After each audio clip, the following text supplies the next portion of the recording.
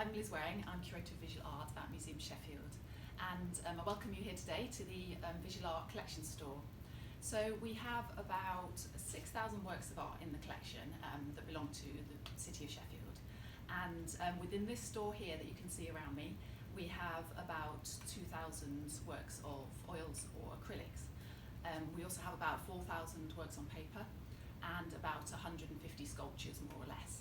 So within this store, as I say, it's only oils and acrylics. The works on paper, which include watercolours, prints and photographs, are in a different store, and the sculpture collection is also in this store but in a different location. So the collection extends from the 16th century right through to the 21st century, and the strength of our collection is modern British. Now this is partly because of the way the collection was built up, but also thanks to one of our amazing directors in the past called Frank Constantine, who had a real eye for buying art, and he really added to our modern British collection. So this is really a strong point in Sheffield's collection. So there were two main benefactors that built up this art collection. One was John Newton Mappin, who was a brewer from Rotherham. And in 1887, he bequeathed his art collection and also some money to the city so that they could build a art gallery, which then became the Mappin Art Gallery, which was open to everyone, and inside it was housed his art collection. And the other main benefactor was John George Graves. Now, his name you will see all over the place in Sheffield, such as Graves Park, but also the Graves Gallery. And this is because in 1934, he gave some money to the city to build a library, and on top of this library he asked for there to be a gallery, and that was the proviso that he gave the money under. And within this gallery, which of course is named the Graves Gallery, he gave 700 of his own collection of artworks to the city. So that kind of formed the basis of this art collection in Sheffield. So over the years this has been augmented by purchases, by bequests and also gifts, and as I say, it's amassed to now about 6,000 works. So some main ways we have had other works into the collection is by working with the Contemporary Art Society, who were established in 1910. So they've built, pretty much given us a work every single year since then, but more recently they have a different way of working, so we actually work with them to buy artworks as well. So it's a brilliant way to keep the collection moving, to keep it up to date, and they've been instrumental in the building of this collection as well. Other ways, other organisations we work with are, we apply for grant funding from the Art Fund, and also other grant funding from the Arts Council England V&A Purchase Grant Fund as well. So if we ever want to make a big purchase, that's how we get the money, because we have a very, very small acquisitions budget, as you can imagine. So that's how we get works. Now you can see around us in this store there are quite a lot of crates and boxes. Now normally this wouldn't be the case, but these are all works that have come back from loan. So we have quite an active loans programme as well. And we send works all over the world. Some have been to San Francisco, some have been in Germany. We also loan works within the country as well to other galleries and organisations, sometimes the nationals, but also sometimes regional galleries. Now normally, without a pandemic, these would have all been unpacked and put away, but we've just not had the manpower, as you can imagine, to actually get these all unpacked and put back on the racks. So I'll open a few racks and I'll talk about a few of the works, but just to say that the works are stored in this on these racks, not in any particular order, it's really just where they fit in. So you might see some quite strange juxtapositions between really contemporary works and some really old works, but it just makes it a bit more interesting. So I'm going to start with my favourite work in the collection.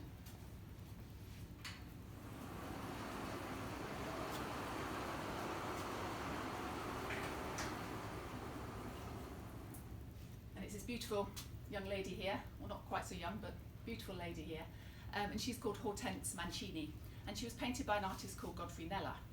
Now Godfrey Kneller isn't that well known now, but he followed Peter Lely in being a portrait artist to the king. And in fact, Godfrey Kneller spanned 6 monarchs. right from Charles II right through to George I, and I'm counting William and Mary as two there. So he was actually incredibly popular at the time, but he's just less well known than Van Dyck and Peter Lely. But I find him particularly fascinating, and I really love this work, partly because of the woman that's painted here. So Hortense Mancini was intelligent, a fantastic lady, and she was also known as a great beauty at the time. She was one of the nieces of Cardinal Mazarin, who was a chief minister to Louis XIV in France, and he was an incredibly rich and powerful man. So with the prospect of Hortense and her four sisters inheriting an awful lot of money, she was incredibly eligible for marriage, as you can imagine.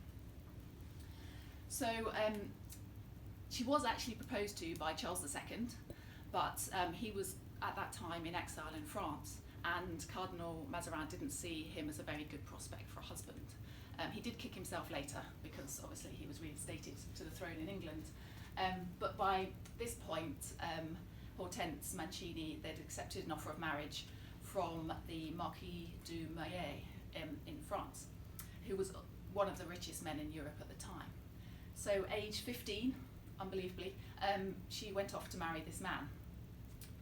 Unfortunately, he turned out to be quite a jealous and increasingly eccentric person. And he basically hid her away from the world. He didn't want anybody to see her. He was incredibly possessive. In fact, he got even more eccentric, and he had this amazing art collection. But just so people weren't tempted, he knocked all the root bits off his sculptures, and he painted over all the root bits on any of his paintings. And he was even said to have knocked all the teeth out of his female servants' mouths, so they weren't attractive to men. So, as you can imagine, Hortense wasn't particularly happy, so she actually escaped and fled to France. This meant she had to leave her fortune behind, because at that time, the women and their possessions all belonged to the man. So she basically was a bit destitute. Luckily, Louis XIV himself took her in, and also one of her previous suitors, the Duke de Savoy, looked after her and gave her a pension to live by.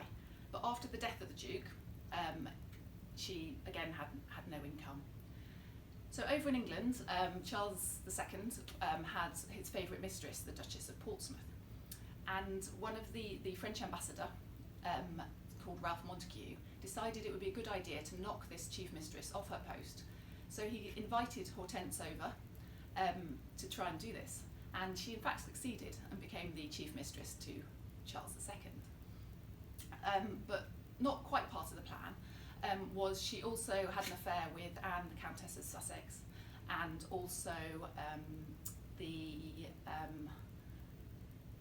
can't remember who the other one was. Anyway, she had an affair with a number of people as well as Charles II. So she kind of was in favour and out of favour a bit, and ultimately she was knocked back off her position by the Duchess of Portsmouth. But anyway, she was an incredibly interesting woman, and she also was one of the first women in France or ever to publish her diaries along with her sister. So this makes her kind of a key person in history. I also think she's very beautiful, and the way she's been painted is absolutely wonderful, but it's quite interesting to compare her to this portrait by Augustus John of his son, Robin John, because you would think with the sort of almost 200 years between them that they would be incredibly different, and they do look slightly different in the way they're painted. But if you look closely, you can see on the lip of Robin John and down his nose, you can see the actual brush strokes sort of highlighting it, and people think of this as a really sort of modern technique. But then if you look at the same on Hortense Mancini and looking really closely, you can see just on the top of her lip and down her line of her nose, you can see some really strong brush strokes that have been used to highlight her face. I just think it's really interesting to see that, you know, even the time between them, that there are these similarities. So yeah, so that is my favourite painting. So moving on.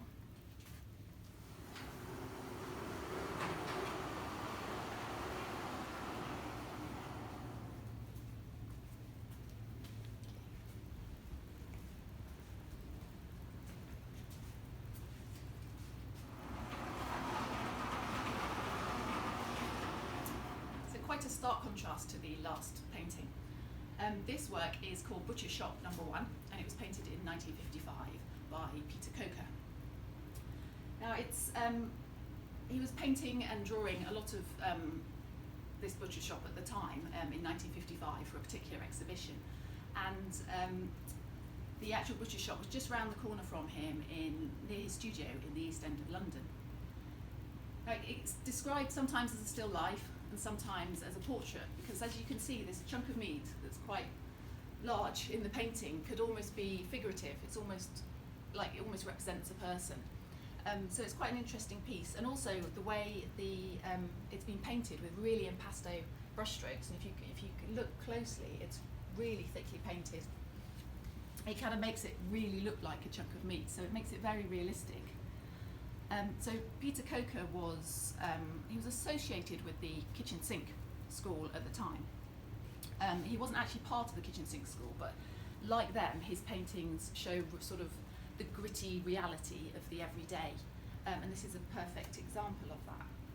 Now, this is also a good example of one of the works bought by Frank Constantine that sort of augmented the British art collection, because at the time Peter Coker wasn't particularly popular when this was purchased, but Frank Constantine, he had an eye, and he seemed to know when things were going to be important, and he bought this work at that time, where other galleries, such as the Tate, for example, maybe are not as interested in that particular style.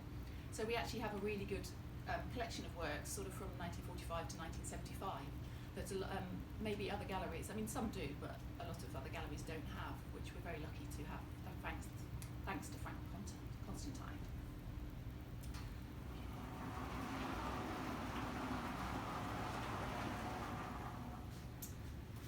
So moving down to a much more vibrant work, you may recognise this work. It's by an artist called Patrick Caulfield, and it was painted in 1966, and it's called The Hermit.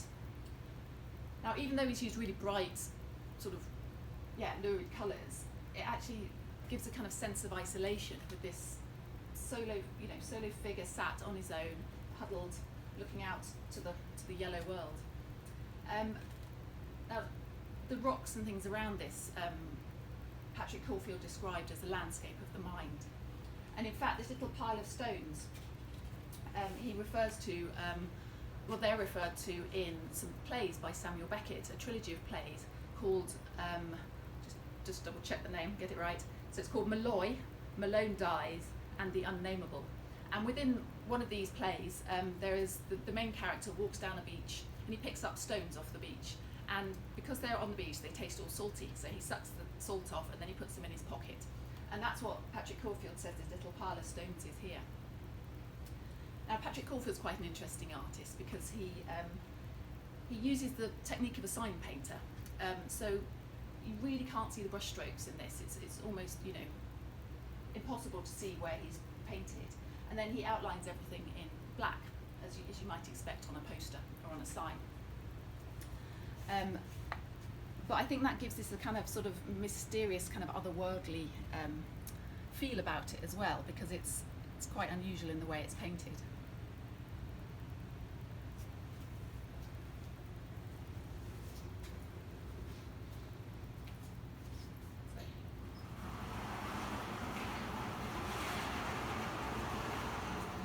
Now, these are some of the key works that are from the 20th century, some of our modern British collection. First of all, I'm going to show you this one, which is, they're both water related, as you can see, but this one is by an artist called Alfred Wallace. Now, Alfred Wallace wasn't a trained artist. He lived in St Ives, and he started painting just because he wanted something to do when his wife died, just to keep him busy. Now, he was a rag and bone man, an ice cream seller, and also a seaman. But he got into painting just to keep him happy. And he used to paint on anything. He used household paint, and he used to paint on bits of cardboard, anything that he could find. And what's interesting about him is that as he was untrained, he never used a linear perspective in his paintings. He just made the most important thing the biggest. Now, this is called Ship Between Two Lighthouses. As you can see, a little lighthouse here and one there. So obviously the most important thing in this painting was the ship. And he was discovered by Ben Nicholson and Christopher Wood, who absolutely loved his kind of primitive, naive way of painting. And they began to use this in his work. and he was really, lauded by the avant-garde artists at the time. This is it's got another interesting story behind this painting as well. So you see this little lighthouse in the top corner. Now, when this work was purchased, it arrived from London, from the gallery it was purchased, and the top corner had got broken off. So it arrived damaged. And another great thing about Frank Constantine, the director, was he'd been trained as a conservator as well. He went to the Courtauld and he'd trained there before he became director here. So in fact, he added this little lighthouse in the corner back in because it had been damaged. So it's actually, while it's a work by Alfred Wallace, a little bit of it is by Frank Constantine, which makes it really fascinating. So this painting here is called A View of Manhattan, and it's by an artist called Christopher Wynne Nevinson. Now, Nevinson was a key artist in the 20th century, and we have another work by him in our collection. Well, we have a number of works, but one really key one called Ypres After the First Bombardment, which is usually when we're open on display in the Graves Gallery. Now, he was a big follower of the Italian Futurists, and he painted during the, well, he began painting sort of during the wars, before the wars, and the Futurists were big advocates of mechanisation, sort of the future and everything working, and they really advocated war as well. However, even though Nevinson began as a big supporter of the Futurists, once he'd actually experienced the war, he'd worked in the Red Cross, he saw the horrors that people had to endure during these wars. He then changed his mind, not surprisingly, and he then disassociated himself from the Futurists. But this painting, quite different from Futurist works, which are very fragmented normally. This was painted in around the 1920s, so it's after the First World War, after he's experienced the horrors. So he was invited to New York to show some of his prints from the war, from the First World War that he had taken, and drawings as well. And while he was there, he fell in love with the place, and he took many sketches drawings of New York, which you can see in his prints as well. But he also, when he came back from New York, he then did some paintings, and this is one of them. And we were incredibly lucky to receive this painting because it's something that we would never be able to afford.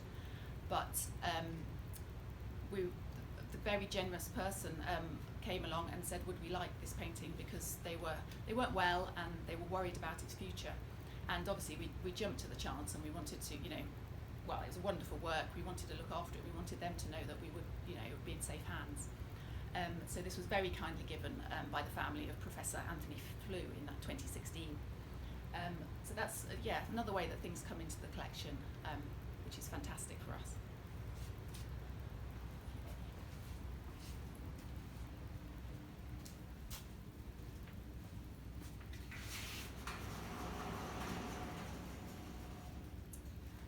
So the final work I'm going to talk about today is this one, and it's a painting by William Harnett, painted in 1889. And William Harnett, he's an American artist, and in fact, I believe this is the only work by this artist in a public collection in Britain. So we're very lucky to have this really important piece. He was inspired by the Dutch 17th century landscapes, and he had a huge eye for detail. And as you can see, this is what is called a trompe-l'oeil painting. So it actually means tricking the eye. So it actually looks like, it's called the old cupboard door, and it actually looks like a cupboard door with all these things hanging on the back of it, and it's so realistic. And in fact, he became known as sort of a pioneer in American still life. So he's an incredibly important artist, and he did manage to trick a few visitors to the gallery when he first showed this painting, thinking that they were actual objects hanging on the back of this cupboard door. And this work came to us in a bequest in about 1904, when a gentleman who must have had connections with America, because we had a number of American artists' works bequeathed to us, so he must have traded with America, and these must have come back on ships at the time for his collection, and then kindly bequeathed them to the city. So that concludes my tour of this store. I hope you've enjoyed having a quick look around, and do ask any questions, and we'll hopefully be able to answer them for you.